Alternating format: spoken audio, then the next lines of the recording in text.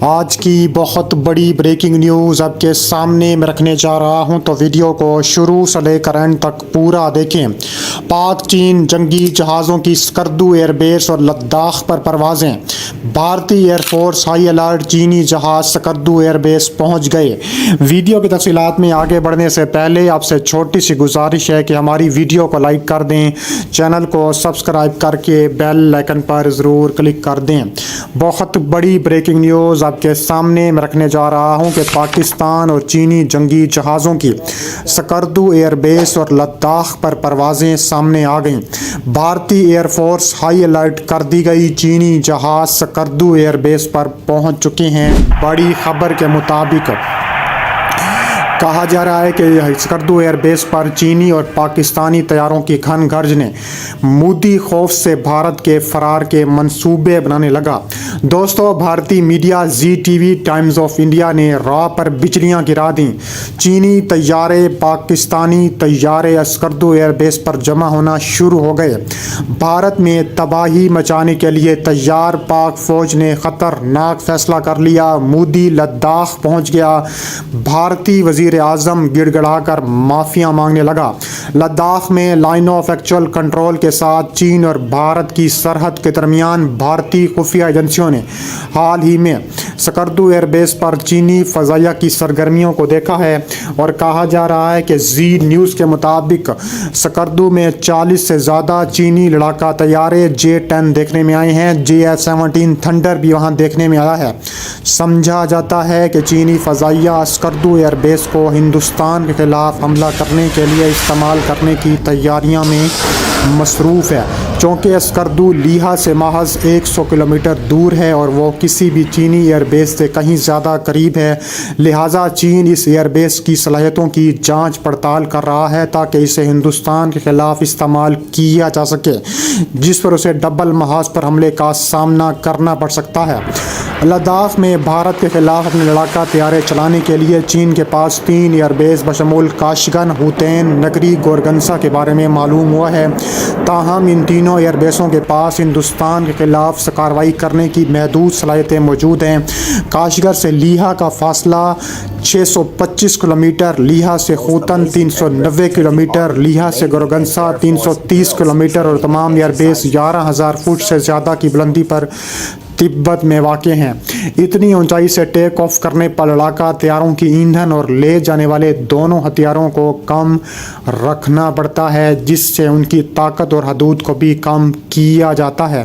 زی news کے مطابق radar سے اتنی لمبی دوری کی پرواز میں پھنس جانے کا امکان بھی بڑھ جاتا ہے۔ چینی فضائیہ کے لیے سکردو سے لد اور کشمیر دونوں جو لیہہ سے 100 کلومیٹر دور ہے، جبکہ کارگل تقریباً 75 کلومیٹر کے فاصلے پر واقع بھارتی اڈوں پر حملہ کرنا آسان ہو چکا ہے۔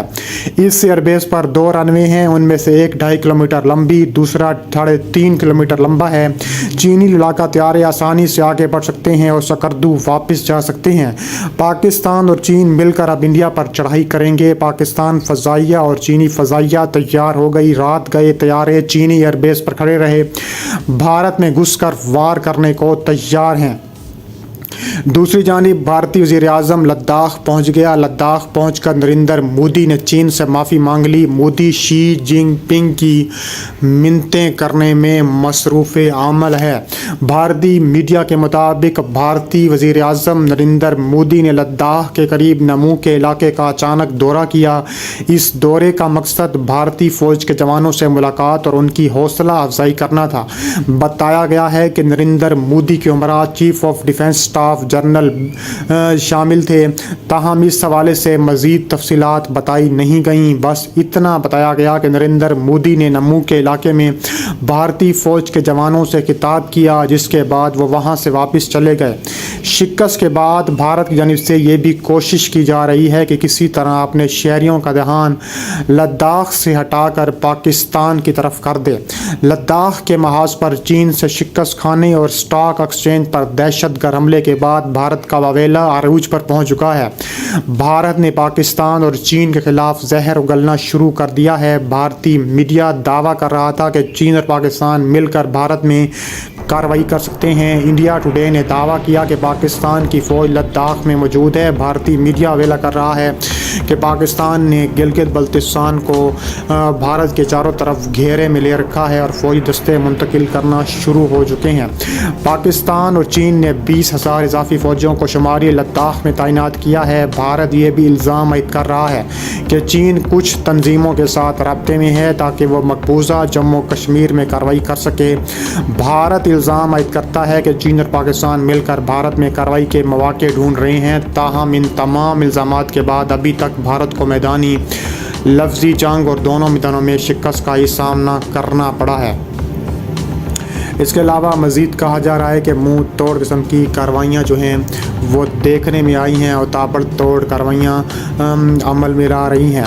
कहा जा रहा है कि भारत जो है ये भारत को इबरत का निशान बनाने का भी फैसला हो चुका है। चीन और भारत के दरमियान तल्लुकात हमेशा से पेचीदा हैं और कशीदगी में इजाफा हुआ है। भारतीय फ़ौज की तरफ से चीन के ख़िलाफ़ जारहाना इक़दाम किए जा रहे थे, जिसके बाद चीन ने फैसला कौन इक़दाम उठाते हुए भारतीय फ़ौजियों पर मिसाइल हमले किए। तिब्बत का इलाका दोनों ममालिक के दरमियान सर्दी तनाज़े का एक अहम हिस्सा है।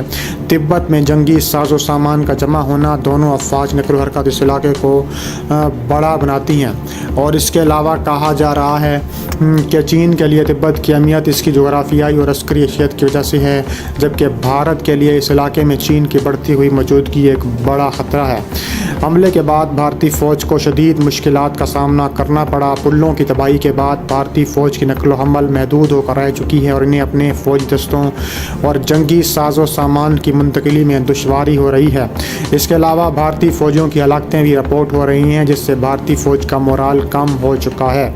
चीन ने यह हमला नहायत मुनज़्ज़म और जदीद तकनीक के साथ किया। चीनी फ़ौज ने पहले भारतीय फ़ौज की पोजीशंस की दुरुस्त निशानदेही की और फिर इन पर हमला किया। चीन की जदीद फ़ौजी टेक्नोलॉजी जसूसी के निज़ाम के बाद कहा जा रहा है कि चीन मुँह तोड़ और इबरत का निशान बन चुका है। चीन ने तिब्बत में अपनी फ़ौजी क़ुव्वत को मजबूत कर लिया है। यहाँ जदीद तैयारे, सिस्टम्स और दीगर अस्करी साजो सामान तैनात किया जा चुका है। चीनी फ़ौज के जवानों की बड़ी तादाद तिब्बत में मौजूद है, जो कि किसी भी जंगी सूरत हाल का सामना करने के लिए तैयार है। भारतीय फ़ौज के पुलों की तबाही चीन की हिकमत अमली का एक अहम हिस्सा था। इन पुलों की तबाही के बाद भारतीय फ़ौज की नकल हरकत महदूद होकर रह चुकी है और वो अपने फ़ौजी जंगी साजो सामान को जंगी इलाकों तक पहुँचाने में मुश्किलात का सामना कर रहे हैं।